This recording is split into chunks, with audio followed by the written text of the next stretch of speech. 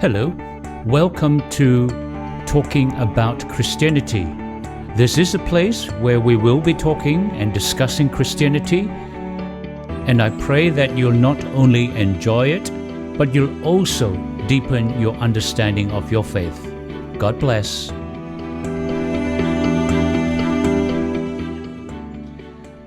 Okay, here we are. We've got Brother Ronie here. How are you?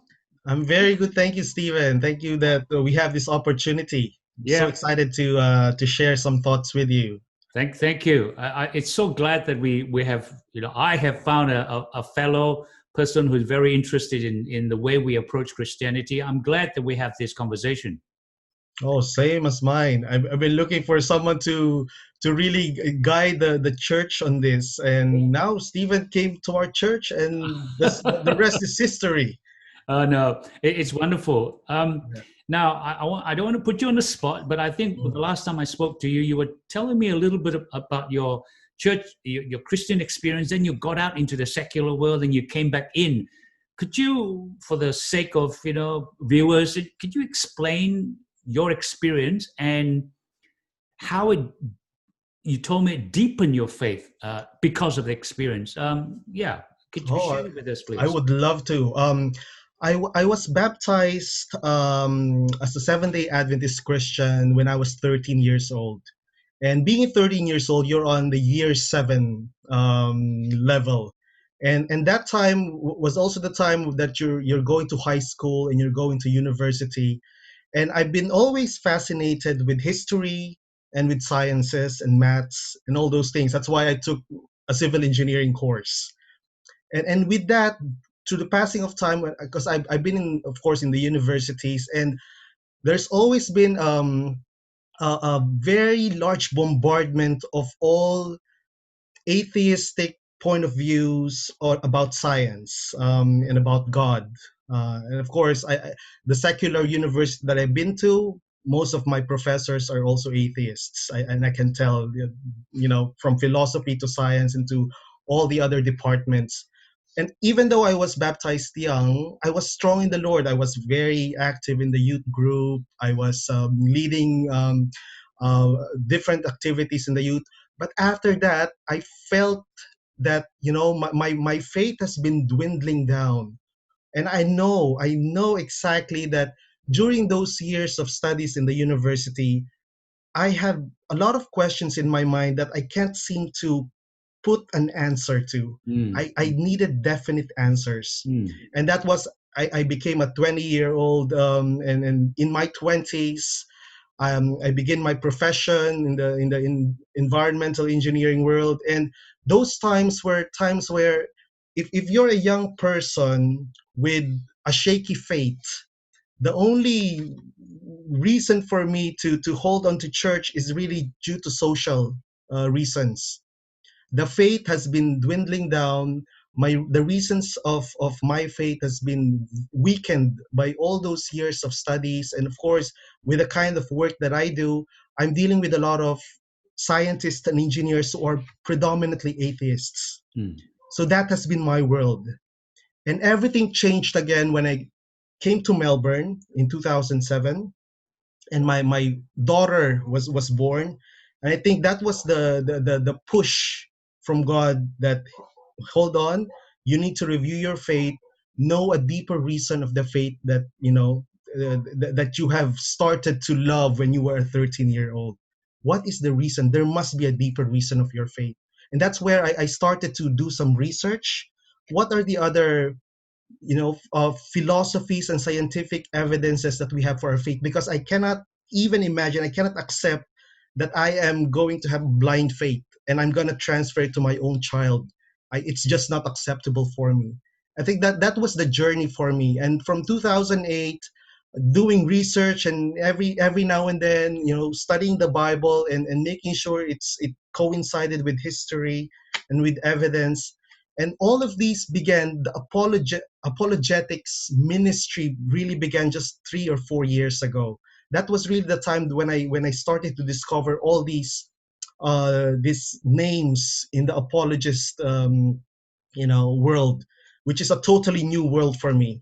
And I fell in love with it. not because it's talking about very highly technical and confusing words, but because you can never be satisfied with a very simple answer. There must be answers after answers. And when I heard them talking with different atheistic personalities that you can see on TV, and very, very famous ones, and how they manage to articulate their arguments against them with reason and respect.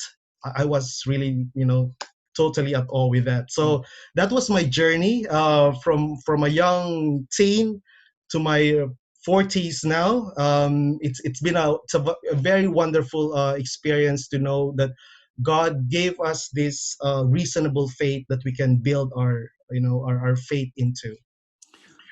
Thank you. So, from what I'm hearing you say is you were of faith. You believed in the faith, and as part of a young child, you then went to university, and because of this influence of the secular world, it drew you away from the faith for a little while. Is that what you're saying?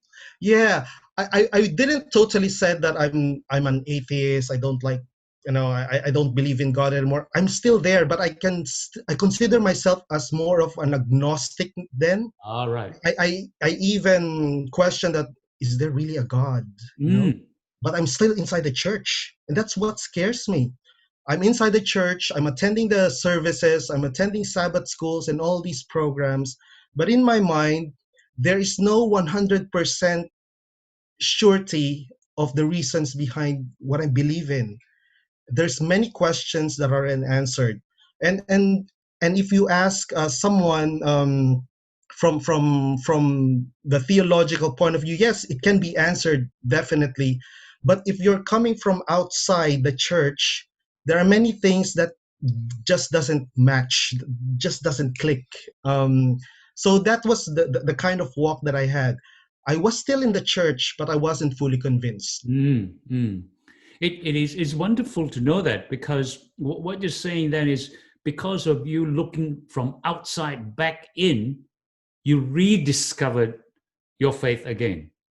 Absolutely. Amen. That's the word, rediscovering the faith. And it's sweeter the second time around when you rediscover the faith. And Amen. that's what I praise God so much Amen. about.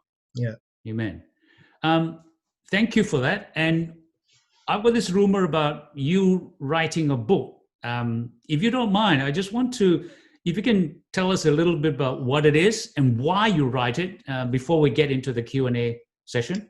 Okay. I was inspired to write a book because of my daughter. First of all, she was 11 years old last year in 2019, and I told myself that, Lord, if you are willing for me to write something that I can pass on to my daughter, that's really just for her, really. So I thought, oh, probably the best way I can summarize all the learnings that I have from when I was first baptized up till now, and all the ups and downs of my faith, and how I tried to know the reasons behind my faith. I will write it down, Lord. And then I prayed hard for it, and then God impressed me. Okay, probably it's time to write. So my first book was a devotional book, mostly to inspire young Adventist Christians like myself. So I divided it in 365 topics. There's a verse for each, and there's an explanation of what the under those verses are. And it's entitled Reason of the Hope. Okay. 10 issues that a Christian must face today. So that's the complete title. So it's a devotional book. It's available in Amazon now.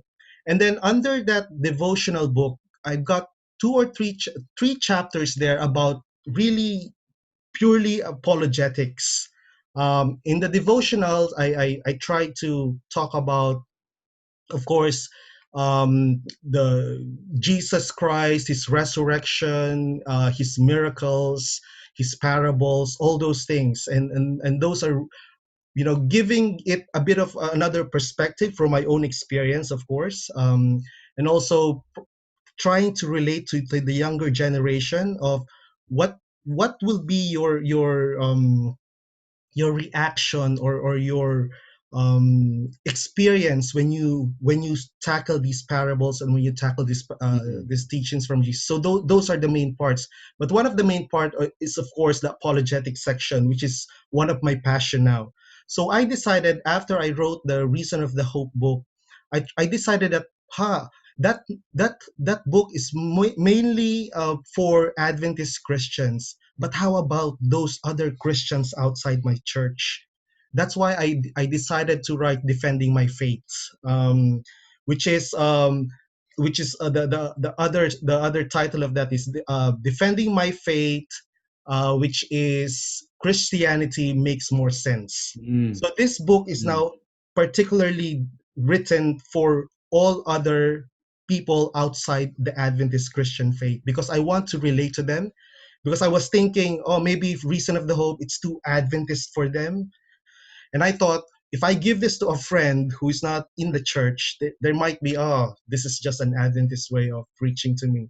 That is why I decided Defending My Faith will be a book that I have to write down in order for my non-Adventist friends to appreciate apologetics. Got it. So that's why these two books are now gonna be out there, and I hope and pray that people will realize that you know our faith is so important right now, and it's so important to defend it, especially from the attacks of many secular and humanistic point of views. Okay. Well, thank you for that. It's a good introduction, and I thank you for sharing with us.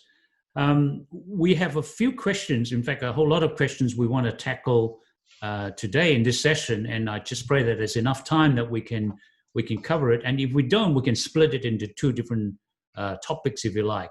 So, yeah, if you are ready, then we'll go straight into perhaps one of the biggest stumbling block that most Christians and seekers would have.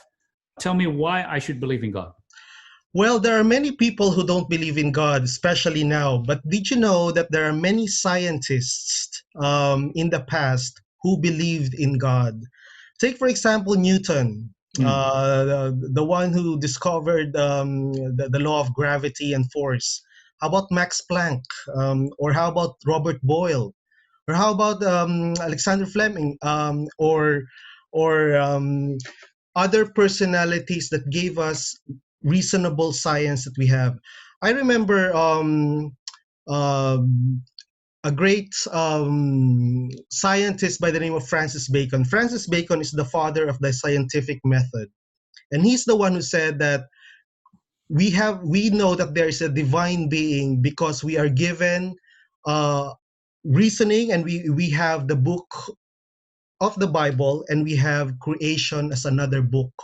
So he's just saying that we can see God everywhere. We can see that his fingerprint everywhere.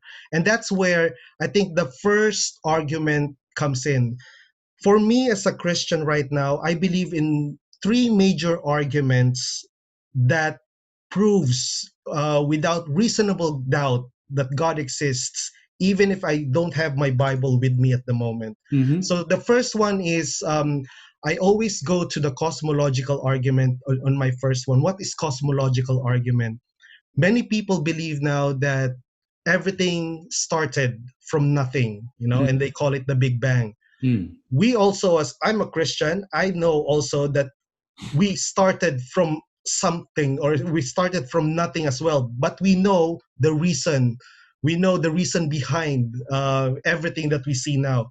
And that is the cosmological argument, that everything exists from something. It's from a cause and effect argument, that everything that has an effect has a cause. Like right now, you and me, Stephen, we are just effects here. And the universe and everything that we see as just an effect.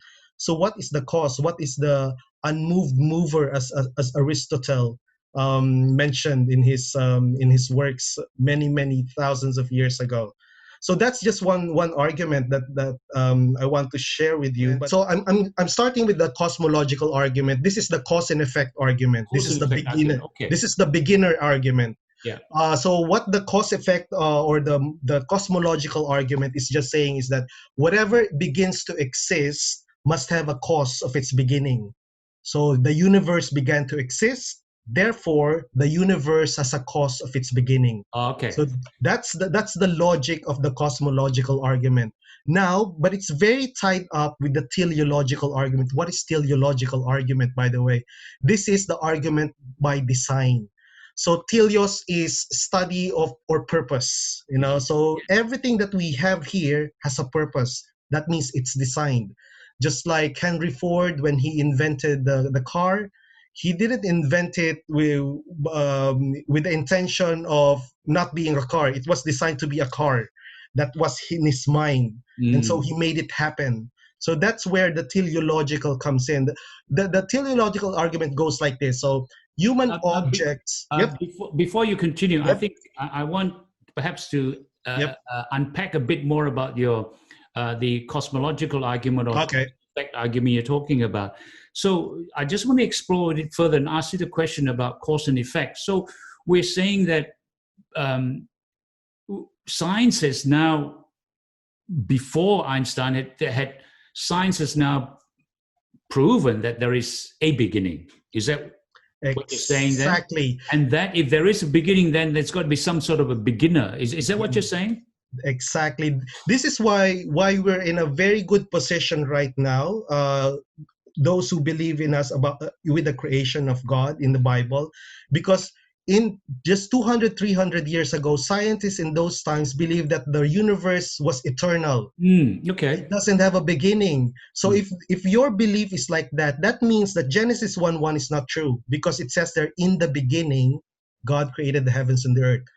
And if you're saying that, the universe, in my view, has been eternal, so I can throw away the Bible and say that's just a fable. But now the difference is, just in the 1900s, we have so many scientific evidences now that all scientists agree that everything has a beginning. The universe has a beginning. Even Stephen Hawking, the most famous physicist who just passed away recently, he said that so long as the universe had a beginning, we could suppose it had a creator. That's what he said. He was quoted on that, and he was an atheist. So that's why the atheistic scientist has a lot of burden on their side. How do we prove of something of the universe at the beginning without a God? Because without a God, it's so hard. It's scientifically, it's mind blowing. How do you can come up with something out of nothing? Some would perhaps don't even want to use the word God, I suppose. And I'm just taking your discussion a little bit, or your thoughts a little bit further here. We're just saying then, well, scientists now have realized that there is a beginning, and they believe and that there is a beginning, and therefore there's got to be some sort of a beginner. Then the question is, what about the person who is the beginner, if you like? Have you had that sort of question thrown at you in that sense? Like, who's the beginner itself? Yes, who's the beginner? Yeah, I think when I heard that question, I heard that question as well. Well, if there's a God, who created God? So something like there's a philosophical term for that it's like an infinite regress. Infinite regression. There's no such thing as an infinite regress. It doesn't make sense. Yeah. So it must stop on something or someone. Yeah. It has to, because we cannot ask the same thing infinitely. So that's what Aristotle in the Greek philosophy said, that this is the unmoved mover. He doesn't have the idea of the Hebrew God, but he has a theistic idea of there must be something that started this everything that in his and the Greek philosophy has been the foundation of many philosophies of our time as well. Yeah, and I think Norman Geisler, Dr. Norman Geisler, and both Norman Geisler and John Lennox, they explain it quite well, explain this whole thing quite well. The logic came from, we say, well, if there is a beginning, there must be a beginner. And everything that has a beginning has a beginner. But God doesn't have a beginning.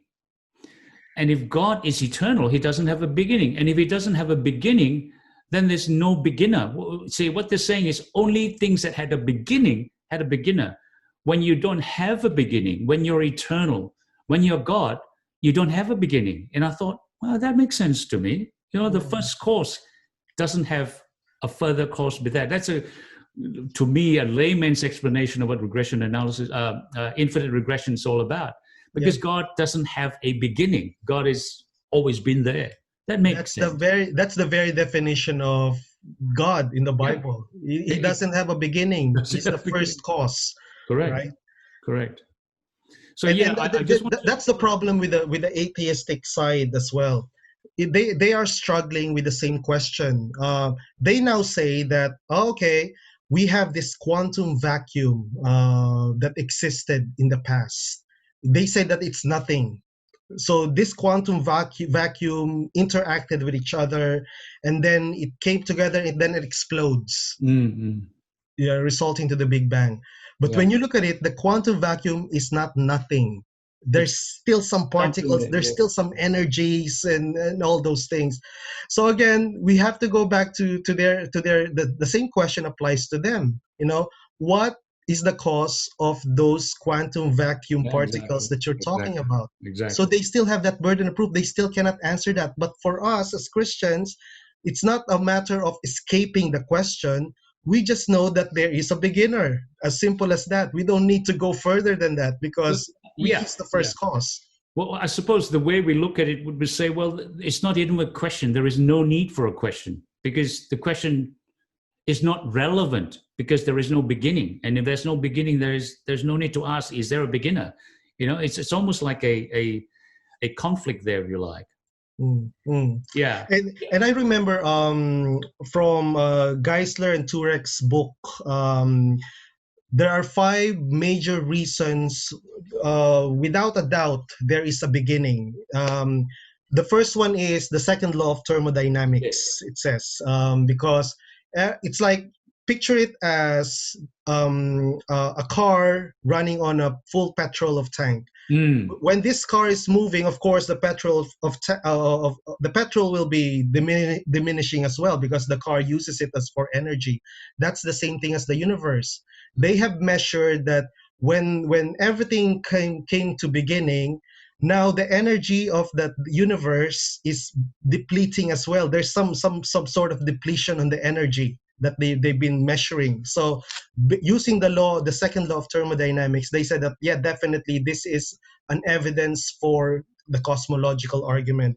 The other one is, the other one is the universe is expanding. This is already a common knowledge for any astronomical or any basic science that we have right now. You're atheist or a Christian, it's no doubt that their universe is expanding, and they can measure all the galaxies are still flying away farther from each other. And they call it the universe expansion rate as well. There's a certain constant that measures this. So it's not definitely if galaxies and stars are flying away from each other, that means that it came from a single point before. Singularity, the point of singularity. So that's another proof of the cosmological argument. It says also that the radiation from the Big Bang. So of course, as a Christian, we believe that, whether it's thousands of years old or billions of years old or whatever timeline you have in your mind, there is a Big Bang, and we know who banged it, God. We know who is behind. Who's the Big Banger? He's the Big Banger. So we know that it's God. So right now they can actually say, for example, imagine a dynamite, exploding right before your eyes. You can actually see, if you put it in a slow-mo, you can see the radiation from that power, from that energy. You can see the energy glow. And right now, if the universe in the beginning, in the Big Bang, or however God did it, you can also see the radiation from that particular point. And now scientists can actually measure those radiation that's in. And it all points out that, yes, there is a beginning. There must be some single point of contact here. And of course, the great galaxy seeds. they have found that there is a point, there is a place in the universe where it seems like that's where all the younger galaxies are coming from. So they said that they call it the great galaxy seeds. This is where the galaxies are formed, and when the this bang happened in the past. So again, it points to the fact that that there is a cosmological event that happened. And finally, they mentioned as well that the Einstein's theory of relativity, when they said that when Einstein when he said that E is equal to mc squared, he's actually saying that energy is equal to the mass or the matter, and it's related to light, the speed of light. So that means that the basic components of the universe, energy, matter, and light as well, those are some of the basic physical things that we see in this universe. They are all connected to each other. And now Einstein has a formula to define that, yes, definitely everything has come from a single point of contact as well. So these are the things that scientifically, we can definitely, without a reason of doubt, that no student or no even the brilliant minds of physics and chemistry can say that no, there's no cosmological argument that holds on for the meantime. Yeah. Well, it's a good analysis of that 5 points you're talking about, and thanks for that. And for me, what really for me, where the coin drop for me would be, if you look at the Bible, Genesis 1:1, the 10 words in Genesis 1:1, in the beginning God created the heavens and the earth. The 10 words, it actually explains the Big Bang. If you think about it, in the beginning, we're time. So God had before would have had to exist before time. Then he created time. In the beginning, God created the heavens with the S. So he had to create some sort of space, and then he created the earth and he put stuff into this space. It's a matter.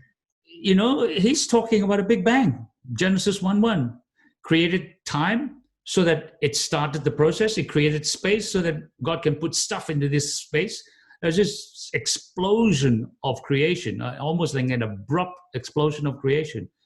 To me, science and Bible just goes hand in hand. And not to mention, the Bible had talked about the earth being round thousands of years before scientists have come out to know that the earth is round. And it talked about the earth is floating in midair in Job, before the scientists have come up with this idea. So if we open our hearts and truly open our hearts without being too skeptical, without being too ready to find anything wrong, truly open our hearts and seek the truth, we will find the truth. And that's what really our message is for this first argument. Now, Ronie, you talked about 3 arguments. We've done one. What's the other one again? Cosmological argument. See, cosmological argument alone, you can already have so many details, so many specifics available. But the next argument for God without using the Bible is the teleological argument. Now we're going to go through this because this is one of the most powerful argument for God. What is another word for teleos? Is purpose. So that means that anything that has a purpose, if you design something, so I'm from the engineering background, we design something, it has to have a purpose. Unlike the postmodern artists that, design things without a purpose, no, we cannot do that. In engineering or any other branch of sciences or non-sciences, when you design something, even a painter, when he paints something, he has a purpose in his mind. He wants to convey a message, right? So the teleological argument is just a study of the purpose. So it goes something like this. Say, for example, human objects are products of intelligent design. Like, for example, I'm holding my calculator. I can't see my phone, so I'm using my calculator. Yeah, it looks like the engineer's calculator to me. Yeah, so human objects like these are products of intelligent design. So the engineers from Casio designed this and put it together, right? They have a purpose. The universe, like this calculator, is of course much more complicated, resembles human objects because they have design, they have a purpose. The universe has definitely a purpose. The sun is there because it has definitely a purpose for us living things here on Earth, right? So therefore, it is probable that the universe is a product of intelligent design and it has a purpose, just like a calculator. So, however, the universe is vastly more complex and gigantic than a human object is, of course. Therefore, the conclusion of the teleological argument is that there is probably a powerful and vastly intelligent designer who created the universe, just like the designers of this Casio calculator. So that's how basically how you approach the teleos or the teleological argument for the design of God. And this is Christopher Hitchens, one of the staunch atheists in the 2000s. He passed away in 2011 because of cancer. He said that if there's one argument against atheism that is too strong for atheism to overcome, it is the teleological argument. And he's a very staunch atheist too. How he was. Yes, he was, and he said that one of the Achilles heel of atheism is the teleological argument. So for Christians like us, if we can know the reason, at least some of the basic reasons, and there's 122 of them, if you look at some principles, anthropic principles, which I know Stephen, you're very familiar with, at least some of them. Then yes, maybe you want to just for yeah. just in principle talk. What do you mean anthropic principles? In So, what sense? So anthropic is what is anthropic or anthropos? So it refers to life or to man himself, right? So those are the things or the constants in the universe that allows to sustain life itself. So we scientists call it anthropic. So what are those principles or what are those constants? So they imagine that there's 122 of them. Some of them say that probably there's even more now, but let's put it at 122. That's where Norman Geisler put it in his book as well. So some of these constants are like the gravitational constant. Those are those are the known ones. I know that in Earth, our gravity here is 9.82 meters per second squared. If we go up or we go down, life will not exist. Mm-hmm. And that's just in Earth. But you're talking about the universe, you're talking about the sun, you're talking about the galaxy. They have different gravitational constants as well.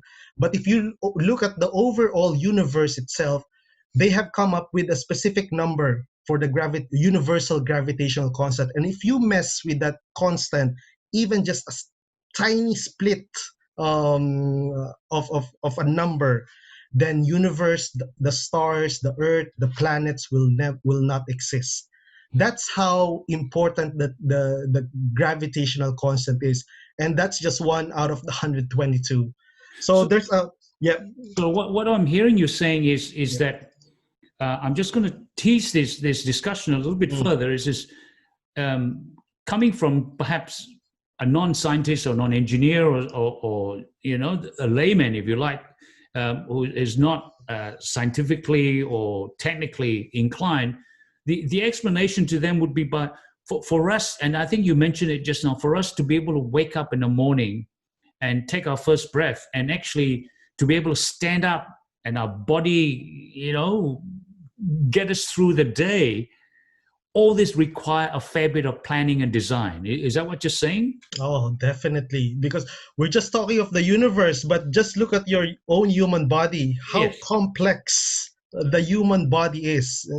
We're not even discounting the animals and the plants of how complex they are. Just look at the human bodies. We are made up of around 35 to 40 trillion cells. How do you do that? And each cell has a DNA, and each of that DNA has a code. And how many codes per cell per DNA? 3.2 billion letters. That's 3.2 billion letters. We can't even, we only have 26 letters in the alphabet, and we can come up with so many millions of words. How much more for 3.2 billion letters? if there's a if there's a code like this, there must be a code giver. Designer. This is where the even I remember Bill Gates.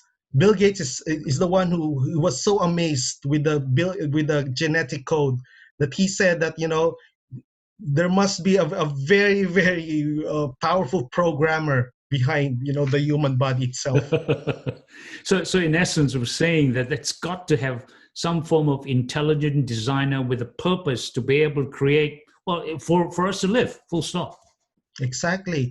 And atheists say that, you know, oh, but this universe is, you know, there's so many hazards in the universe, like meteors, or we can, you know, our sun can explode anytime, or these things.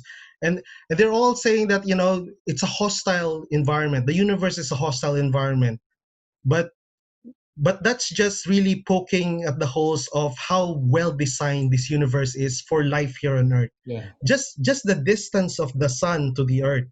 If we are a few kilometers close to the sun, we'll all burn. If you're a few kilometers off the sun, we're all freeze to death. So that's how finely tuned. That's why it's called fine tuning. Everything in just the moon itself. If we don't have a moon, can you imagine all the craters of the moon? Those are all from asteroid strikes. If we don't have the moon, most of them have been absorbed by the moon. If it's not there, most of them will be coming here on Earth, and a lot of life will be lost because of without a moon. So that's just one again. Jupiter, they say it's the vacuum of comets and meteorites. Or is that Pluto or Jupiter? Of the solar system. No, Jupiter, because Jupiter is so massive, it has a very massive gravitation as well. So everything that comes from the galaxies and all those rogue meteors in the universe, in the galaxy itself, instead of going to us, Jupiter will absorb it first. So you can see that all the things that in the solar system, the sun, the moon, even Jupiter and Mars and all the planets, they have a purpose for us to have life here on this Earth. They're not just there to be, you know, to be studied in science and because they have nice colors and everything, but all of them has a purpose for us to live. So in the end, you're saying there's got to be somebody with power and intelligence, designer behind all this to keep us alive, basically. Absolutely. You know, Stephen, if you remember William Paley, right? The great, one of the great Christian philosophers who introduced the watchmaker argument. Yes. He said that our watch is a very complicated machine, and we know and we acknowledge, no one can argue that it doesn't just come out of nowhere. There must be a watchmaker. So much for the universe, who's much complicated. It's much more complicated than a watch. There must be a designer of the universe itself. Yeah, that argument, when I first read it, to say it sucked me into this logic of saying there's got to be something more about our universe and the purpose of it than just existing. And when you die, there's nothing else left. So I think that's to me, certainly to me, that was a very, very powerful argument to overcome some of the stumbling blocks that we have about Christianity or about God, in a sense. Exactly. And what was the third argument, Ronie, you were talking about? The third argument that we use is the moral argument. And this is where it gets a bit more personal, because it touches more on the morality of people, of living beings like us. So the moral argument goes like this. So if God does not exist, objective moral values and duties do not exist. Objective moral values and duties do exist. They exist. It's not a question at all. Therefore, God exists. Meaning that because there is an objective, not a subjective one, but because there's an objective morality that exists in this world, then therefore some moral giver has to exist. Say, for example, you go any parts of the world, they will believe that murder of an innocent child is evil. That's a morality, right? Wherever you go, to Africa, Asia, America, and whatever timeline you have, whether from the ancient time up to now, that concept that murder of innocent children is evil, is pure evil, and that is morality that all of us humans accept as true and valid. And that is not just truth; it's moral truth. Because there's a morality component of it. If we know that, how did we know that in the first place? If we are just moist robots or molecules in actions, just like some atheist philosophers suggest. I mean, that's a good point in the sense that, in fact, we were just talking about it last night in one of our discussions in on my Bible study group. One person got up and asked the question, and I thought it was a very good question. They said, well, about objective morality. It said, well, some countries, she was talking about cannibals in Papua New Guinea. Well, then, I don't think there is perhaps cannibals now, but she's quoting that at that time in that group of people, for them, it's okay to eat people. And it's not wrong to eat people. For us, it's wrong to eat people. So she was trying to talk about sort of relative morality, if you like.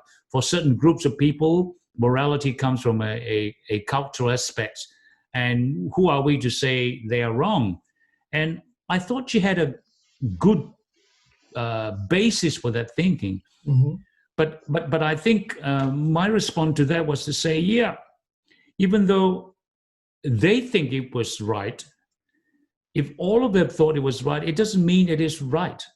Exactly. There is an objective morality outside the natural world that we subscribe to, and that's what we're calling the God's morality. Is that similar to what we're talking about? I can so relate to that question as well, and I always think, okay, if that comes as an argument against against morality, just ask the person who's being killed or is being eaten by the cannibals. Do you think it's right for them? Do you think it's right for the mother or the brother or the sister of that person being killed? No, we're just talking about a few people who in their popular opinion think that maybe it's good to eat people, maybe it's good to be cannibals, but it doesn't make it right. Correct. Outside that group, outside that tribe that believes that is okay, there's other tribes that believe that that's not right. So it's a very localized way of seeing that because of that, morality is very subjective. No, it is still objective whether you like it or not. So what you're saying is objective morality has not influenced by opinions and culture and that sort of thing? This is where it gets nice, because this is where the likes of Hitler and Stalin and Pol Pot and Mao of China comes into as very good examples. For them, say for example Hitler, for him, it is good to kill the Jews, it is good to kill the disabled, it is good to kill other non-white race. And that his definition of good, and many people believe him, and many German accepted that as truth in their time, but it doesn't make it right, because eventually all the other people outside their tribe, if we put it that way, know and believe that it is pure evil, it is wrong. So the definition of morality cannot be defined by a person or by a group of people or by a government type. It has to be above everyone. Yeah, I get your point, because otherwise, if morality comes from a group of people, and what you're saying is that group of people can move in a direction that is totally, well, wrong by today's standard, and they don't even know about it. If you don't have a outside standard to ground them, if you like. And this is what bothers me, Stephen, because there are present atheist philosophers like Michael Ruse. Michael Ruse said that the rape of a child or a person is no much different than 2 + 2 = 5. That's how they see it. And this kind of philosophy runs deep into very, very staunch atheism. They are equating the moral evil into just a fault in a mathematical formula. Because for them, like Dawkins said that there's no evil, there is no good, just pitiless indifference. just Mm, pitiless indifference. So how morality can affect everyone has been twisted a lot by humanistic and very atheistic thinking, and this is what's being adapted now. That's why most atheist thinkers are casting away the word morality. They don't like it mm, because when you talk about morality, you're talking now we go to God because morality always leads to God. That's why they came up with other words that's almost the mm, same thing. Altruism, they love the word altruism, or self-preservation of the mm, species. mm. That's what they always say, because we want to preserve our species. We do good. Yeah, but it's very subjective. How about the species that you're gonna kill? Is it good to them as Well, well? the weakest species that are not surviving because of the stronger ones. Exactly. So that's a very Darwinian approach in morality. And I believe that most of the people, especially the atheist philosophers who think this way, are coming from free thinking countries, mostly Western countries. If they lived in communist or Islamic countries, probably they have a very different approach in this morality issue. Mm, mm. I always remember one example that's always stuck in my mind was to describe that absolute truth or absolute morality has got nothing to do with opinions or people's preferences. Was, we go back, I would say, 1,000 years or however long it is, when everyone in the world thought the world was flat. And when they all thought the world was flat, the world was not flat then, it was still round. So truth doesn't change. A truth has got doesn't rely on people's opinion. Even though everyone in the world thought of one idea, it doesn't mean that was right. Mm. That's what objective morality was. It's got nothing to do with the feelings and the perspective and opinions of people or groups of people. It doesn't depend on feelings. You're absolutely correct. Right now, what's happening right now in the world? Many people are so disgusted of racial abuse in the past.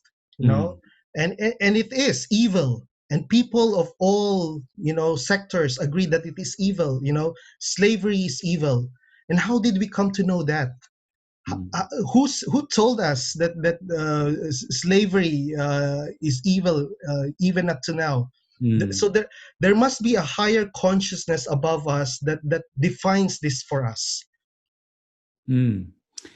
That's good, and you've covered the three. So essentially, just to summarize, we're talking about we talked about the cause and effect, where something happens, something has to cause that to happen, and that cause it points back to one almighty person, powerful person. And then you talked about the teleological, which is talking about if there is a design, there's got to be a designer, and it also then again points to one powerful being. And then now you just finished talking about morality, and somebody's got to be the giver of this morality, pointing to this being. And what's interesting is it all points to one powerful being. And what is also interesting is if we took this being, this attribute of this being, if you like, and compare that to what the Bible describes this being, and I encourage those who haven't tried it, is just compare it, and you'd see they're exactly they're the same. Mm. And these three arguments, they're very in favor of the Judeo-Christian God, but it can also prove other gods as well. It's Yes, it's yes, just a way of telling or proving that there is a divine being, that there is a powerful being. There's correct. the first cause, a great mind, an unmoved mover. And that's why we use these three arguments just to introduce to someone who's not sure if there is a God, without using the Bible. The next step for that is actually introducing the Bible itself and introducing to them who that God is. Wonderful, wonderful. Thank you. I think that is such a wonderful discussion that we've so far, and I want to finish this off and by saying that I like what you just finished in saying that the whole discussion was all about introducing a theistic God. We haven't even discussed whether that God was whatever the God we're talking about. But so what you've just said was there are ways to link this God and link it to the God of the Bible. That's what you're Mhm. saying. And that would And be I think we're going there. Yes. yeah. We'll leave that to another discussion. But I think it's a good way of bringing people in, particularly those who say I do not believe in a God. And this is a good discussion we can have with them. I believe that's what we're talking about. Amen. Yeah. All right.